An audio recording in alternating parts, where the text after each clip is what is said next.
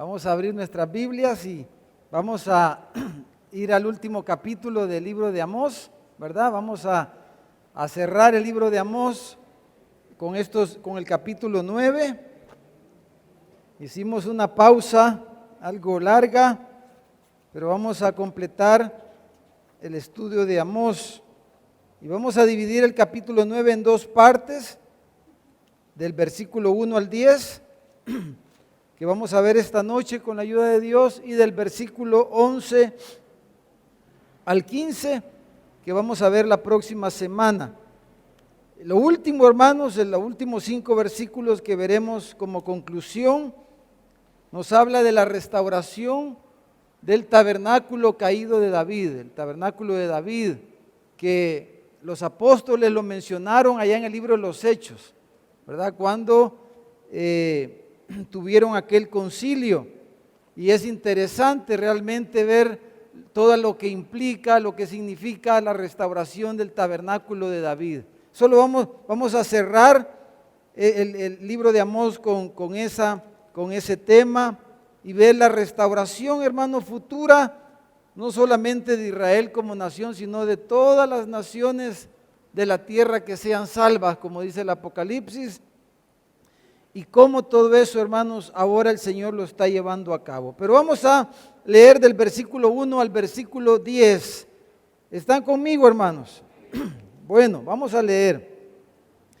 Dice el profeta: vi al Señor que estaba sobre el altar y dijo, está en el templo, ¿verdad? El escenario es el templo. El Señor está sobre el altar y le dice al profeta: derriba el capitel y estremézcanse las puertas y haz los pedazos sobre la cabeza de todos, y al postrero de ellos mataré a espada, no habrá de ellos quien huya ni quien escape. Se está diciendo, va a caer el capitel mientras están congregados en el templo. Imagínense, lo que está diciendo es como que el techo se cayera, hermano, y quedáramos todos aplastados, ¿verdad? Eso es lo que estaba diciendo el Señor al profeta, ¿verdad? Y que si había alguno que huyera, que no muriera ahí en el templo, la espada lo iba a alcanzar. Eso está diciendo el versículo 1. O sea, la cosa es seria, hermano, ¿verdad? Lo que está diciendo. Versículo 2 dice: aunque cavasen hasta el Seol, de allá, dice, los tomará mi mano, y aunque subieren hasta el cielo, ya de allá los haré descender. Si se escondieren en la cumbre del Carmelo, allí los buscaré y los tomaré. Y aunque se escondieren de delante de mis ojos en lo profundo del mar, allí mandaré a la serpiente y los morderá. Y si fueren en cautiverio delante de sus enemigos, ahí mandaré la espada y los matará, y pondré sobre ellos mis ojos para mal y no para bien. ¿Qué es lo que está diciendo el Señor? Que no iban a escapar, ¿verdad? Que no había manera que escaparan. E imagínense cómo estaba el Señor. Imagínense lo que el Señor estaba sintiendo para el reino del norte, para su pueblo, para Israel. Cómo estaba el Señor, dijéramos, de enardecido, de molesto, de indignado para con ellos, que les dice, o sea, en el lugar de su adoración, supuestamente en el lugar donde me adoran a mí, ahí los voy a destruir, imagínense. Pero si se escaparan de ahí, dice, la espada los va a alcanzar, y si fueran allá al fondo del mar, si fueran arriba a los cielos, si fueran al otro lado, a donde quiera que huyan, ahí los voy a alcanzar, los voy a cazar, está diciendo. Y no hay manera de que ustedes escapen de mi juicio. No hay forma, está diciendo el Señor. O sea, acuérdense que ya esta es la consumación de la profecía de Amós. Es ya la conclusión, es como, ¿cuál es la palabra? Es el pináculo ¿verdad? Es ya lo final de la profecía de Amós. Y a través de todo el libro hemos ido viendo cómo el Señor ha venido haciéndole ver todo su pecado y cómo Él se sentía para con esa sociedad, esa cultura, ¿verdad?, del reino del norte, esa sociedad. Por eso le pusimos a este libro una sociedad decadente. Y el final de toda sociedad decadente es esta. No puede escapar de las manos de Dios. No puede escapar de las manos de Dios. Aunque siempre hay esperanza, ¿verdad? Es lo último que vemos después. Pero dice el versículo 5, el Señor, dice Jehová de los ejércitos, es el que toca la tierra y se derretirá. Y llorarán todos los que en ella moran. Y crecerá, dice, toda como un río y mermará luego como el río de Egipto. Él, dice, edificó en el cielo sus cámaras y ha establecido su expansión sobre la tierra. Él llama las aguas del mar y sobre la faz de la tierra las derrama. Jehová es su nombre. Hijos de Israel, dice, ¿no sois vosotros como hijos de etíopes? Dice Jehová. O sea, los etíopes eran a los ojos de los israelitas, los etíopes era un pueblo apreciado o despreciado. Despreciado, ¿verdad? Para los ojos de los israelitas, los etíopes era lo peor. Era la peor raza que podía haber en la tierra. Eso era lo que ellos pensaban de los etíopes. ¿Y qué les dice el Señor? Ustedes para mí son como los etíopes, son para ustedes. Les dice el Señor. Entonces, dice, ¿no hice yo subir a Israel de la tierra de Egipto? ¿Quién los hizo subir de Egipto? Fue el Señor. Pero dice, y a los filisteos de Caftor y de Kira, los arameos. O sea, en otras palabras, está diciendo, ¿no soy yo el que le di tierra a todos los pueblos, a todas las naciones, a los filisteos? ¿Quién le dio la tierra a los filisteos? Yo, dice el Señor. No eran mi pueblo, pero yo les di tierra a los filisteos. ¿Cómo se las di a ustedes? Como le di tierra a los arameos, de igual manera les di tierra a ustedes, está diciendo. En otras palabras, lo que Él les está diciendo es, ustedes no son mejores que ellos. Ustedes se creen mejores que ellos, se creen mejores que todos los demás. Porque dicen por lo que yo he hecho por ustedes. Pero en realidad, dice el Señor, ustedes no es que eran mejor que los filisteos, no es que eran mejor que los arameos, no es por eso que los hice mi pueblo, ¿verdad? Así dice la ley de Moisés. No se olviden que no fue porque ustedes eran una gran cosa que yo los hice mi pueblo, les dijo el Señor desde el principio. No se vayan a olvidar que no es porque ustedes eran algo especial entre todos los pueblos de la tierra, que por eso los hice mi pueblo. No, dice, ustedes en sí mismos son iguales o peores, les está diciendo. Entonces, versículo 8, he aquí los ojos de Jehová el Señor están contra el reino pecador, dice. Toda la cultura, la sociedad, hermanos, se había corrompido. Y dice, yo los asolaré de la faz de la tierra, mas no destruiré del todo la casa de Jacob, dice Jehová. Porque aquí dice, yo mandaré y haré que la casa de Israel sea zarandeada entre todas las naciones, como se zarandea el grano en una criba, y no cae, dice, un granito en la tierra. A espada morirán todos los pecadores de mi pueblo, que dicen,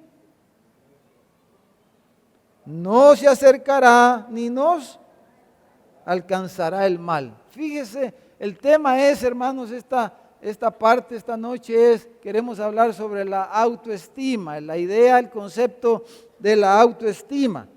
¿Cómo creen ustedes que era la autoestima de esta gente, hermano? Estaba, como dice Juanito, no vino Juanito, ¿verdad? ¿Cómo estaban, hermano?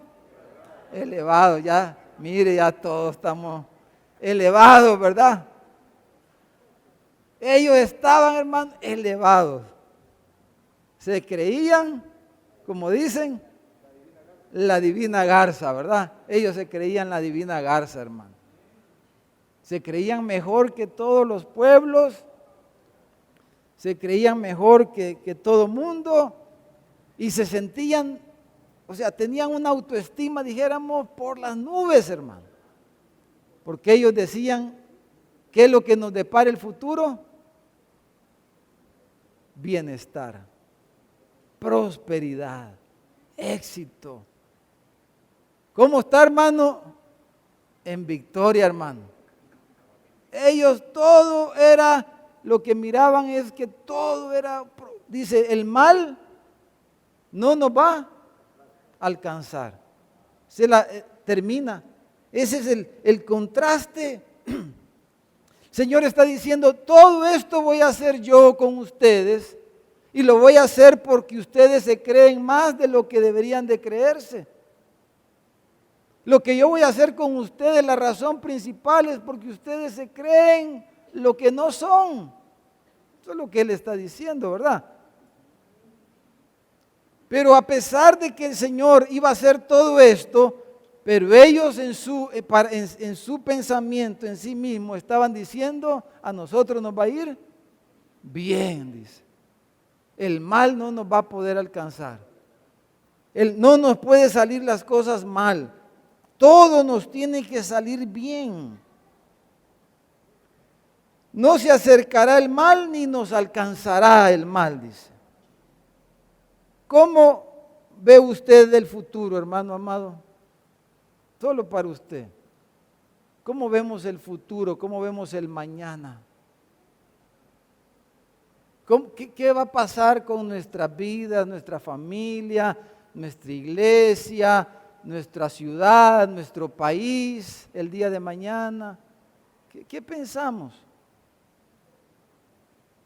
¿Pensamos que todo tiene que ir bien, hermanos? Pensamos que todo tiene que ser un éxito y todo va a ser, como dicen, color de rosa. No, yo no sé, yo le pregunto. Ni yo estoy diciendo, no soy profeta, que nos va a ir bien o nos va a ir mal. Yo no, solo estoy preguntando. Pero ellos pensaban que todo les iba a ir bien. Y que les iba a ir bien porque ellos lo merecían. Ellos lo merecían. Eso es lo que ellos pensaban. Y al leer el libro, hermano, ¿qué piensa usted de ellos? Que estaban como chollados, ¿verdad? Como hablamos el domingo, deschavetados estaban. Estaban sobados. Estaban desubicados, ¿verdad? Estaban perdidos, dijéramos. Ahora, ocupando este concepto, hermano, de la autoestima, aprovechando aquí, quiero mostrarle unos dibujos que ilustran lo que es la idea de la autoestima. Mire. Ríanse un rato, hermano, por favor. Hemos tenido quizá un día muy cargado, ¿verdad? Mire que bien musculoso, ¿verdad? Él se miraba así en el espejo, pero desde aquí nosotros lo vemos otra cosa, ¿verdad, hermano? Entonces, la autoestima, hermano, es como uno que piensa uno de uno mismo. Eso es básicamente la autoestima, ¿verdad? ¿Qué idea tengo yo de mí mismo? Cuando usted se ve en el espejo, dice, mí mismo, dice. Mí misma. ¿Cómo se ve? ¿Cómo nos vemos, hermano? Cuando nos vemos en el espejo, vemos una cosa preciosa, ¿verdad? Los años no han pasado por nosotros, hermano. Nos vemos como hace 30 años, ¿verdad? Gloria a Dios por los jóvenes que están aquí, ¿verdad? Están ustedes. Pero ¿cómo nos vemos? ¿Qué pensamos de nosotros mismos? ¿Qué concepto tenemos de nosotros mismos? El que tenemos nosotros, ¿verdad? Como el anuncio ese, mí mismo, ¿verdad? Mí mismo. Bueno, miren este otro.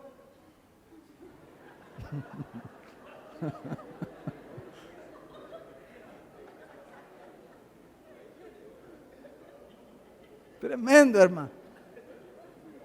Pero mire este otro. Mejor, cambiemos ese, hermano. Yo le dije que no pusiera ese, hombre. Ah, esa foto, esa que está ahí, hermano, es famosa. Si usted busca en internet y la idea de la autoestima, esa foto es de las más clásicas, dijéramos, ¿verdad? Un gatito que cuando se mira en el espejo, se ve un león, ¿verdad? ¡Ah! Se ve ahí melenudo y con un rostro. Entonces hablamos de eso, es una autoestima elevada al máximo, como estaban ellos ahí. Dice, a nosotros tenían tan alta la autoestima, tenían tanta confianza en sí mismos, ¿verdad? Tenían tanta confianza del futuro que ellos decían, el mal no nos va a alcanzar, ni nos va a llegar el mal. O sea, estaban una autoestima envidiable, hermano. ¿Verdad? Porque a veces necesitamos pensar un poquito positivo de las cosas, si no nos morimos también. Pero ellos estaban, el problema es que ellos estaban como el gatito ese. Porque nosotros no tenemos control del mañana, no podemos controlar el porvenir. Como dijo Santiago, no digas, mañana iremos aquí, vamos a negociar allá y vamos a hacer esto otro. No, mejor digan, si el Señor lo permite, si el Señor lo quiere. Pero en el caso de ellos, claramente, hermanos, esto es historia, ¿verdad? Esto no es un cuento lo que estamos leyendo, es la historia de la nación de Israel. Y lo que dice el Señor aquí, lo que dijo el profeta Amós es lo que ocurrió. O sea, la historia probó de que ellos estaban equivocados. 30 años después pasó lo que el Señor está diciendo ahí, los destruyó, arrasó a ese pueblo, los desapareció y hasta el día de hoy desaparecieron esas tribus prácticamente. O sea, lo que dice ahí es lo que ocurrió después. Y la historia probó de que ellos estaban equivocados y que su autoestima era vana, ¿verdad? Que su idea de ellos mismos era infundada, era equivocada. Entonces, hermanos, es uno de los grandes problemas del concepto de autoestima, como se enseña en la psicología y como se ha hecho casi un ídolo de la autoestima, ¿verdad? Hoy día en nuestra cultura occidental. La autoestima es un ídolo. Dice, no le vaya a lastimar la autoestima al niño, le dice. No le vaya a lastimar la autoestima a la persona, ¿verdad? No le vaya a decir a aquel que es no sé qué porque es un crimen de odio, dicen. No le diga al otro porque no. Es cierto, sacó solo 0, sacó todo el año el niño, el joven, pero hay que pasarle el grado, ¿verdad? ¿Por qué? ¿Cuál es la justificación? Porque lo va a dañar en su autoestima, lo va a dañar. Entonces él es todo feíto, pero usted dígale que es bien bonito, porque la autoestima hay que cuidar. Hemos hecho un ídolo de la autoestima, porque hermanos, fíjese, todo el desenlace de la profecía de Amós concluye en este versículo, que ellos tenían un alto concepto de sí mismos, pero no era el concepto que Dios tenía de ellos y estaba totalmente equivocado. Ahora, hermanos, ese pensamiento que no es nuevo, el actual, en la cultura actual nuestra, ese pensamiento, hermanos, ha invadido la iglesia evangélica, la iglesia cristiana. Si usted va a la librería, cualquier librería que vaya, mañana puede ir a ver y usted va a encontrar que quizás me atrevería a decir que la mayoría de libros que usted va a encontrar en la librería cristiana tienen que ver con esto que estamos hablando. Porque es psicología barata, porque hay psicología buena, dijéramos, pero esta es psicología barata. Las librerías cristianas están llenas de literatura como, por ejemplo, descubre el campeón que está en ti. Destinado para el éxito, ¿verdad? Estoy leyendo títulos de libros de los más vendidos en los últimos 10 años. Destinado para el éxito. 7 pasos para la felicidad. ¡Wow! ¿Qué les parece, hermano? Está fácil, 7 pasos para ser felices. Tu mejor vida ahora. Todos los días son viernes. Y el cuerpo lo sabe, dice, ¡ah! ¡Qué lindo! El cuerpo lo sabe. Todos los días son viernes. Imagínese un título de un libro cristiano y la gente se lo traga eso. ¿Cuánto eso es totalmente de entrada antibíblico? Porque la Biblia, ¿qué dice? Que todos los días son iguales. La Biblia dice que todos los días son diferentes. Cada día trae su propio afán. No dice que todos los días son viernes y el cuerpo lo sabe, hermano.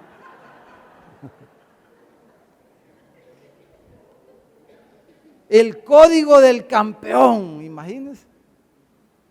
El código del campeón. Bueno, y así, hermano. Eso es, dijéramos que es autosugestión, hermano. ¿Cómo está usted, hermano? ¿En victoria?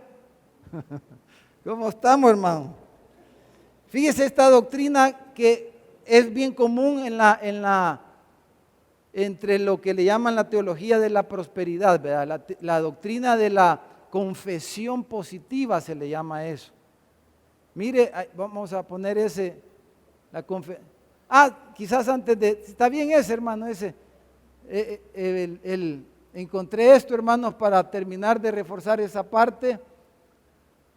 El mejor té para la autoestima, hermano. Mire la tacita, el té, el mejor té para la autoestima. No sé cuántos lo han leído, leámoslo. Quiérete, perdónate, ámate, sonríete, regálate, consiéntete, edúcate, cuídate, supérate, valórate. ¡Wow, hermano!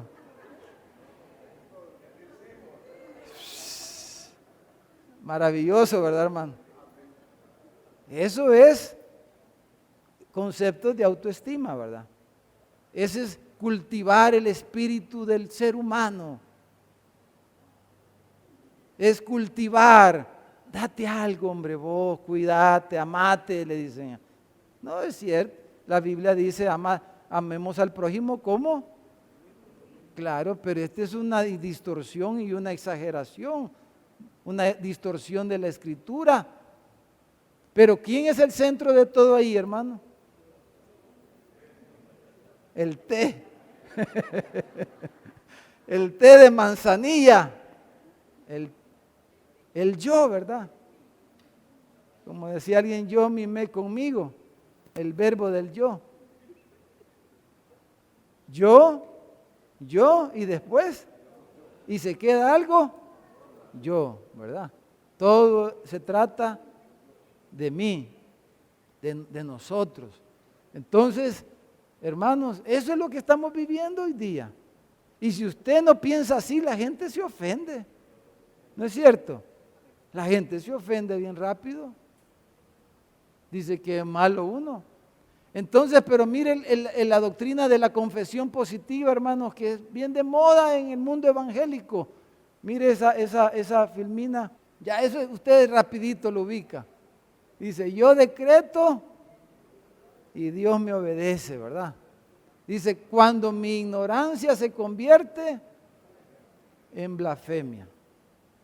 Entonces, la idea de la confesión, de la doctrina esta de la confesión positiva, hermano, algunos, dijéramos, tratando de dar más bíblico, dijéramos, le llaman la confesión de fe, ¿verdad? Y la idea de eso es que lo que uno confiesa, eso se va a hacer. Como que uno es Dios, hermano. No, dice, habla bien de ti mismo. Pero esa enseñanza, hermano, es derivada de la metafísica. O sea, lo que se enseña es que en voz alta uno diga lo que desea que pase y que Dios lo hará realidad por causa de su fe. O sea, hay que confesarlo, hay que decirlo y hay que decirlo creyendo, hay que decirlo con fe para que sea efectivo. Y quienes afirman esto, lo que están diciendo es que las palabras tienen poder espiritual. Y que si decimos en voz alta las palabras correctas, con la fe correcta, podemos obtener riqueza, salud, atar a Satanás, lograr cualquier cosa que querramos. Hay que rechazar, dice también, cualquier cosa negativa para que no le llegue a uno. No hay que reconocer las dificultades, la pobreza, la enfermedad, porque equivaldría a rechazar la bendición, la riqueza y atraer la pobreza. Sería rechazar la salud que Dios ha preparado para nosotros. Entonces dice, hay que confesar las promesas de Dios, dicen algunos.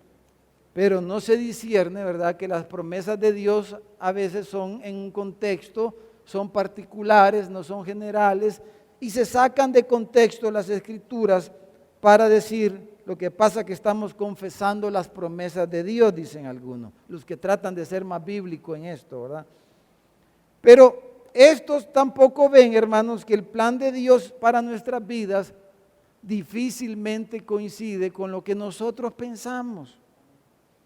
Eso es lo que la Biblia enseña. Isaías 55 dice, como son más altos mis caminos que tus caminos, dice, y mis pensamientos son más altos que tus pensamientos.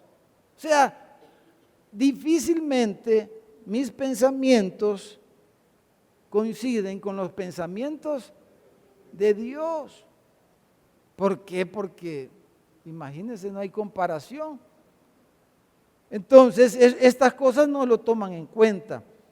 Le voy a leer una porción del sitio de Soldados de Jesucristo, se llama el sitio.org, y hablando de este tema dicen lo siguiente. Un hombre, dice, recibe la mala noticia que tiene cáncer. Al escucharlo reacciona diciendo, reprendo este cáncer en mi cuerpo. Confieso y declaro salud sobre mi vida en este momento y en el nombre de Jesús le arrebato a Satanás la salud que me quitó. Por otro lado, una madre le comparte a su amiga que sospecha que su hijo puede padecer de autismo. Inmediatamente su amiga, muy evangélica, le manda a hacer silencio y le dice, no digas eso, comadre, le dice, ¿verdad? No digas eso. ¿No sabes que tu palabra tiene poder y que lo que sale de nuestros labios se vuelve realidad? Cancela lo que has dicho, le dice. Y declara bienestar sobre tu hijo. Entonces dice el que escribe el artículo, los casos mencionados anteriormente son ficticios, dice. Sin embargo, muestran una práctica común en muchas iglesias que profesan creer en la Biblia.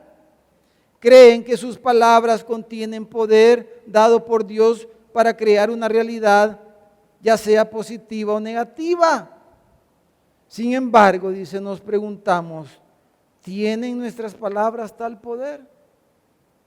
¿Es correcto vivir cancelando con nuestra boca lo que no queremos y atrayendo por medio de la confesión positiva la realidad que deseamos? Eso no es la enseñanza bíblica. Pues eso es lo que, hermanos, lo que estamos viviendo hoy día es esta misma cultura que estaba del reino del norte. Esta gente del reino del norte estaba alejado de los caminos del Señor. Estaban desobedeciendo la palabra del Señor. Se habían apartado de los propósitos del Señor. Se habían apartado de la adoración verdadera. Estaban adorando ídolos y dioses falsos. Pero se llamaban el pueblo de Dios. Entonces ellos decían, nos va a ir bien, aunque el Señor no estaba agradado con ellos. Entonces, eso es lo que enfrentamos hoy día en medio de la iglesia, hermano. Eso es lo que estamos viviendo ahora en estos días. La iglesia cree que nos va a ir bien, porque somos la iglesia, porque llevamos el nombre de la iglesia. Pero estamos caminando en otros caminos, estoy hablando en términos generales, ¿verdad? Pero estamos pensando, llevados por estas ideas, por estos conceptos, llevados a hacer confesiones positivas, pero que son realmente falsas, son huecas, son como cascarones, ¿verdad? Son sin fundamento, sin sentido, son inútiles, no tenían base para lo que ellos afirmaban. La suerte de ellos estaba echada.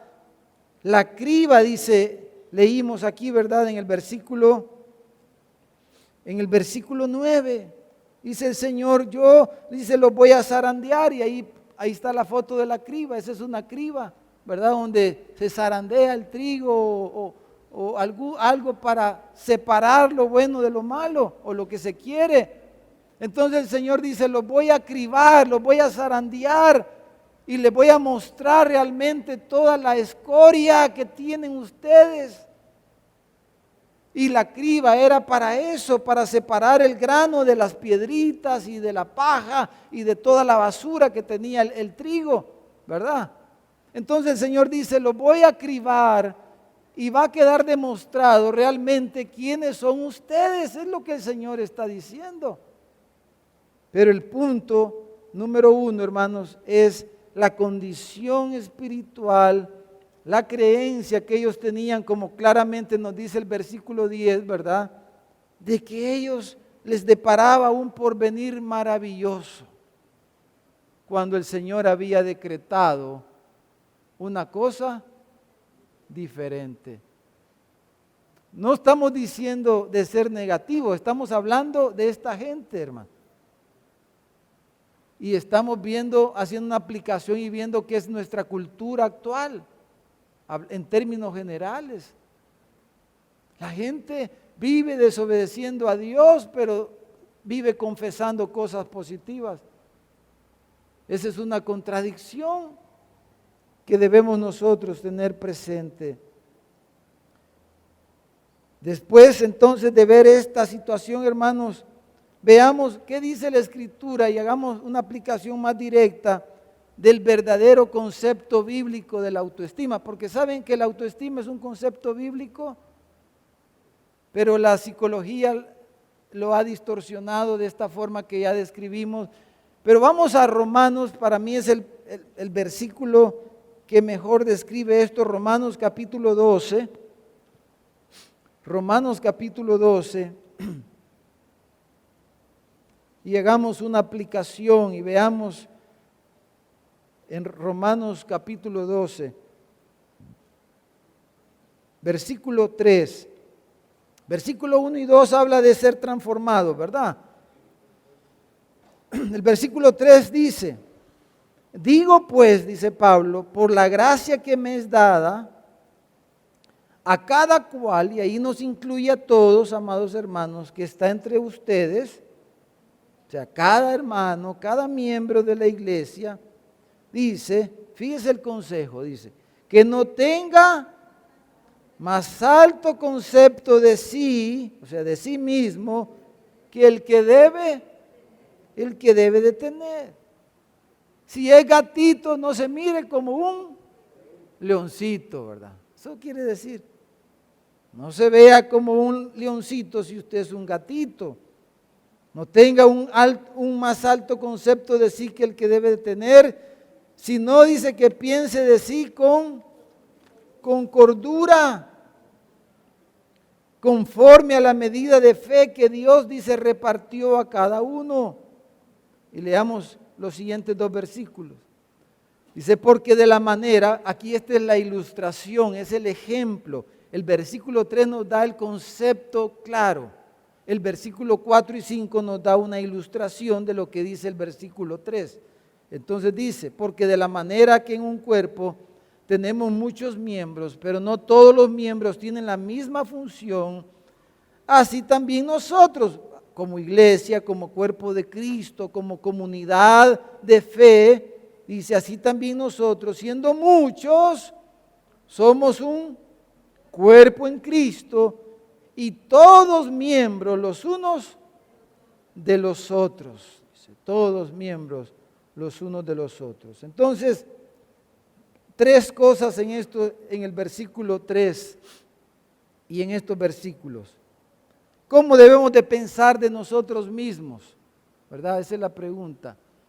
¿Cómo Pablo nos dice que debemos de pensar de nosotros mismos? Número 1, con que no tengamos, dice, un alto concepto de nosotros mismos, un mayor concepto, un alto concepto más allá de lo que debe de ser.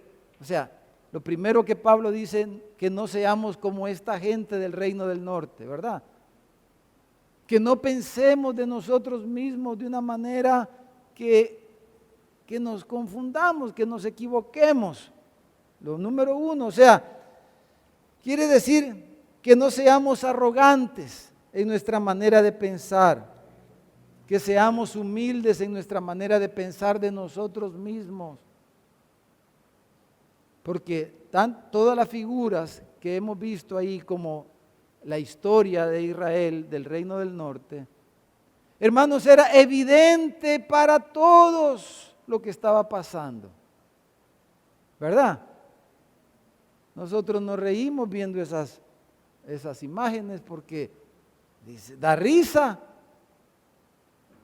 Pero cuando alguien tiene un concepto más alto de sí mismo que el que debe de tener, hermano, pasa lo mismo en la vida. Claro, nosotros somos educados y no nos reímos a veces en la cara de la gente, ¿verdad? Porque usted es educada, educado. Pero a veces da risa cuando alguien, sus comportamientos, sus actitudes, como que fuera la divina garza, pues. Y todos se dan cuenta que no es garza. ¿Qué es que, hermano? El patito feo. No, pero el patito feo se convirtió después en un cisne, ¿verdad? Pero es lo que el Señor puede hacer con nosotros, ¿verdad? Pero eso es lo mismo que pasa en la vida todos los días. A la persona que tiene un concepto de sí mismo más alto, todos se dan cuenta que no, que se cree lo que no es. No levante su mano, pero ¿cuántos conocemos gente así, hermano? ¿Cuántos tuvimos hoy un encuentro del tercer tipo con alguien así, hermano? Con alguien que se cree el iluminado estrella de Hollywood y usted se dice, ay, hombre, ¿verdad? ¿Me doy a entender, hermano? Todos se dan cuenta. Número 2 dice que debemos de pensar de nosotros mismos, ¿cómo, hermano? Con cordura, con cuidado. O sea, la palabra esa cordura tiene que ver que pensemos con mente sana, quiere decir, con mente sobria. Y como dice el proverbio, si dice, no te alabes a ti mismo, sino si te ha de alabar, que te alabe tu prójimo. Hermano, una práctica, una decisión que debemos de tomar cada uno de nosotros, de no andarse uno alabando, de no andar hablando uno de uno mismo. Viera lo que... Y así uno habla. No, dice con cordura, con juicio cabal. O sea, ser moderado quiere decir cuerdo, prudente para hablar de uno mismo. Que otros te alaben, pero no te alabes tú mismo. A veces en el mismo matrimonio, pobrecita la esposita, pobrecito el esposito. Porque a veces esto nos pasa a los hombres y les pasa a las mujeres también. ¿Verdad? Si es una saeta, ¿verdad? La muchacha, la señora, todo va moviendo que para todo el mundo tiene que volver a ver. Porque aquí vengo yo. ¿Verdad? Que todos sepan que aquí vengo yo. Aleluya, decimos lo evangélico. Pero mire, dice que debemos de pensar conforme a la medida de fe. Y aquí viene, hermanos, un elemento muy personal.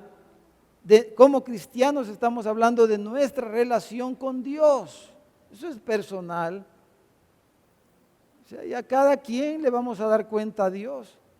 Dice, cada quien debe de pensar de sí mismo, no tan alto, con precaución, pero de acuerdo, dice, a la medida de fe que Dios le ha dado a cada quien. O sea, eso es muy personal. Yo no le puedo decir tampoco a alguien, ni no deberíamos de hacer eso. Vos te crees demasiado, hombre. Eso tampoco, no ande tomando el lugar de Dios. Porque eso Dios va a tratar con cada quien, hermano. Tampoco debemos de andarle diciendo, es cuestión personal, es de acuerdo a la fe, de acuerdo a su relación con Dios. ¿Verdad? Entonces, pero tampoco dice Pablo que debemos de tener un concepto chiquito de nosotros mismos. Eso es el otro extremo. Eso no es lo que dice la Biblia aquí. ¿De dónde viene de dónde en primer lugar debe venir el concepto de nosotros mismos, hermano? El Evangelio.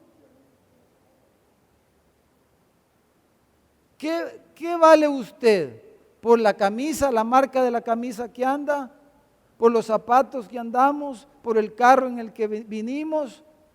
¿Por la casa en la que vivimos? ¿Por la cuenta en el banco que tenemos? ¿Por qué valemos nosotros?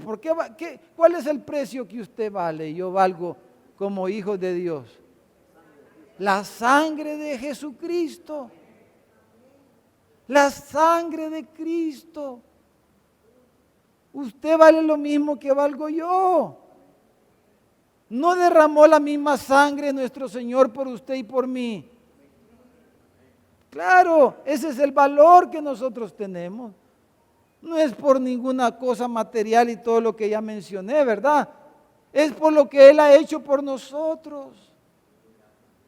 Es como Él me ve, lo que Él ha hecho, como Él me ha amado, es por su amor, que Él me ha acogido, me ha recibido, no por lo que yo era, porque Él le plació amarme y la autoestima comienza por eso, porque Él nos ha dado una posición en Cristo, nos ha bendecido con toda bendición espiritual en los lugares celestiales con Cristo. Estamos bendecidos en Cristo Jesús. Nos ha enriquecido con toda riqueza espiritual, dice la Escritura. Y estamos totalmente bendecidos en Cristo Jesús. Pero eso no tiene que ver con la chequera, ni con los zapatos, ni con el carro, ni con la casa. No tiene que ver con eso. Ni con los títulos, ni nada de eso. Entonces, nosotros, alguien que tiene un concepto bajo de sí mismo, también eso está malo. Tenemos que ministrarle a la persona. ¿Por qué valemos? Primero, toda persona vale, aunque no sea creyente, porque lleva la imagen de Dios. Es portador de la imagen de Dios, y Santiago dice que por eso debemos respetar a las personas, tratarlos con respeto, con cariño, con amor, sea quien sea la persona, porque lleva la imagen de Dios, ¿verdad? Pero a un hermano, además de que lleva la imagen de Dios, es nueva criatura en Cristo. La sangre del Cordero está en esa vida, en ese corazón, como está en el mío. Y eso requiere que lo vea con otros ojos y con otra estima mayor. Somos hermanos en Cristo Jesús. Entonces, la autoestima comienza en eso, hermano, de lo que somos en Cristo. Pero mire la ilustración para terminar y luego concluir esta parte. La ilustración que Pablo ocupa es el cuerpo humano, ¿verdad? Usted sabe bien, porque la carta de los Corintios ocupa Pablo la misma ilustración en el capítulo 12. Habla dice, siendo muchos los miembros, cada uno de nosotros dice, usted es un miembro, yo soy un miembro, todos somos miembros del cuerpo de Cristo. Tenemos el mismo valor, la misma dignidad por causa de la salvación, por causa de la sangre del Cordero, que a través de la cual Él nos ha salvado, nos ha injertado, nos ha hecho parte de su familia y vamos a ir al cielo. Amén. Ahora, hay una diferencia, está diciendo Pablo ahí, ¿verdad? Que tenemos que tenerla presente, que en un cuerpo, dice, cada miembro tiene una función diferente. El ojo pues tiene la función de ver. El dedito chiquito dicen que solo sirve para sacarse la cera de los oídos, pero no. Yo el otro día estaba viendo no sé dónde y cuando le falta este dedito a una persona, fíjese que no puede apretar bien la mano. Pareciera que no mucho se ocupa este dedito, pero bueno, para sacarse también los sirve, pero sin este dedito la mano no aprieta, hermano. Entonces, la uña, la rodilla, los pies, los codos, los oídos, todo, cada parte, cada miembro en particular con una función específica. Entonces, la ilustración es, si tú eres ceja, no te creas oreja. Cuando te veas en el espejo, mira que sos una ceja. Pero no te vayas a ver en el espejo, cejita, y te vayas a ver como que sos cabeza. Cuando te veas en el espejo, tú eres un ojo y te vas a ver como que sos pecho. Cada quien debe de verse en la dimensión que Dios lo ha creado, que Dios lo ha hecho, según los dones que cada quien nos ha dado. De eso está hablando. Cada función se lleva a cabo por los dones que Dios le reparte a cada miembro del cuerpo. A un miembro le da unos dones, unas capacidades, le da unos talentos para que ese miembro funcione de esa manera. Y cuando el miembro funciona de esa manera, va a glorificar a Dios y va a tener un concepto de sí mismo cabal, sobrio, correcto. Pero cuando yo como miembro soy pie y pretendo ser mano, todos se van a dar cuenta que no soy mano porque el dedo gordo no es como este y no queda así chirolón. Y todos se dan cuenta que soy chirolón y yo ando de que soy mano. Entonces dice, este está chollado. Pues sí, es lo más, de la ilustración es más fácil, es como los hermanos que cantan, ¿verdad? No, hombre, qué lindo, ¿verdad? Cuando el Señor a las hermanas que le ha dado, a los hermanos que le ha dado unas voces. ¿Para qué me voy a poner a cantar yo, hermano? Ya no va a querer venir usted a la iglesia. Bueno, tal vez se espantan los ratones que a veces aparecen, ¿verdad? Porque uno, no, si no tengo ese don, no tengo ese talento, entonces, si yo pretendo hacer algo para lo que Dios no me ha llamado a hacer o no me ha capacitado a hacer, entonces estoy pensando de mí mismo de una manera equivocada y no va a haber bendición. Amén, hermano. Entonces, ese es el punto aquí. De acuerdo a lo que Dios nos ha dado a cada uno, así debemos de pensar y darle gracias a Dios.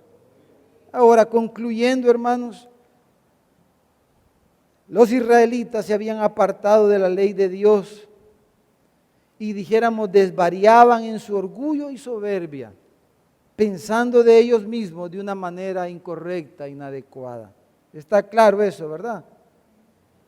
Ellos, hermanos, habían perdido completamente el sentido de la realidad, porque habían perdido la perspectiva de la verdad divina. Ahora, hemos dicho esto es lo que vemos en nuestros días de tantas maneras, hermano. Mire lo que estamos viviendo ahorita, hermano. Si ha visto las noticias, yo poquito he visto. Pero mire la gente que acaba de salir del gobierno. ¿Ha visto las entrevistas de los líderes del gobierno anterior? Es increíble, hermano. Uno dice que sinvergüenza esta gente. Pero en realidad, y meditando hoy en esta palabra, es que se creen lo que dicen. Porque siendo gatitos se ven leones, hermano. Y con todo esto, solo por poner un ejemplo, todo esto del nepotismo, ¿verdad? De tener familiares ahí, todos los lujos y todo eso, que ya todos sabemos, que ya sabíamos pues, pero que Dios ha querido sacarlo así a la luz para que vomitemos estas cosas y dejemos de andar confiando en los hombres y poniendo nuestra mirada en brazos de carne, que es maldición, dice la Biblia.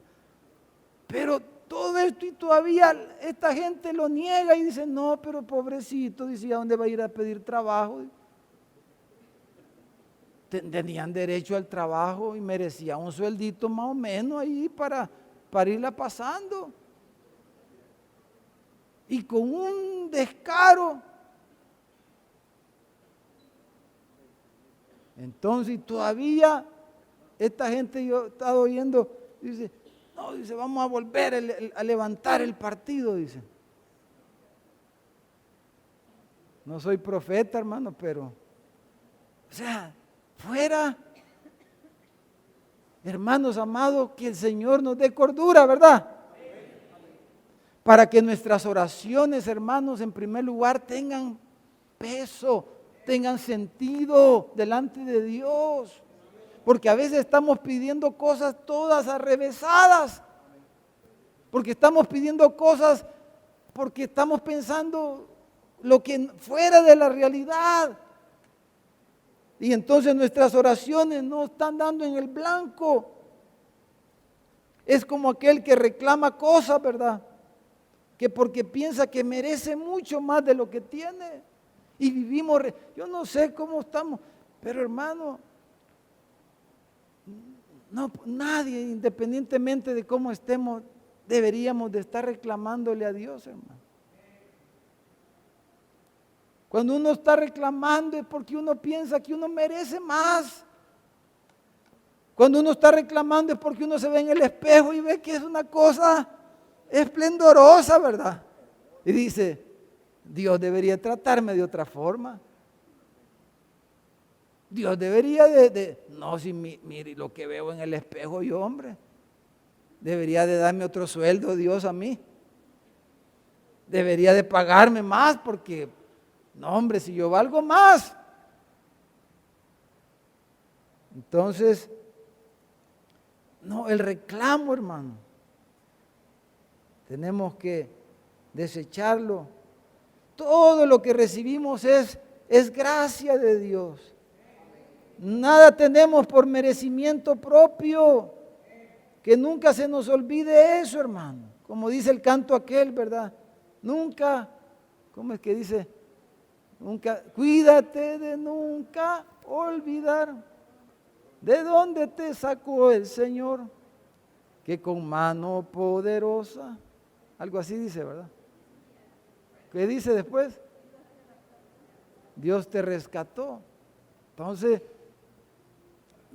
no olvidarnos, porque ellos se pensaban. Y el Señor les dice, si ustedes son iguales que los etíopes, les dice. Si ustedes son iguales que los filisteos, ustedes son igual que los arameos, todo eso les dijo. Pero ustedes se ven que son a saber qué. Entonces, 1 Corintios 4, mire, solo leemos y oramos este versículo. Ahí está.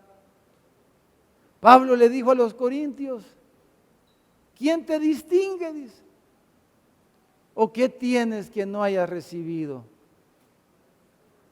Y si lo recibiste, ¿por qué te glorías como que si no lo hubieras recibido? ¿Verdad? Hermano, yo lo animo esta noche que le demos gracias al Señor, hermano. Que podamos ver que el Señor ha sido tan bueno con nosotros, con cada uno, que no nos ha dado como merecíamos, al contrario, Él nos ha bendecido. Hemos pasado aflicciones y quizás pero hermano, estamos en sus manos, estamos con Él y debemos encomendar nuestros caminos a Él, como dice la Escritura. Apóyate en Jehová y no te apoyes en tus propios pensamientos, dice. Apoyémonos en el Señor y echemos sobre Él nuestras ansiedades. Digamos, Señor, si tú quieres que mañana coma faisán, como dicen, pues gloria a Dios. Y si voy a comer frijolito, gloria a Dios también. Aleluya. Démosle un buen aplauso al Señor, hermano. Gloria a Dios. Pero que el Señor encuentre en nosotros, hermano, un pueblo agradecido, hermano. Agradecido siempre por todo lo que Él nos concede, hermano. Si todo no dice la palabra que es para nuestro bien, pues oramos. Yo no sé, mientras oramos, si hay alguien aquí.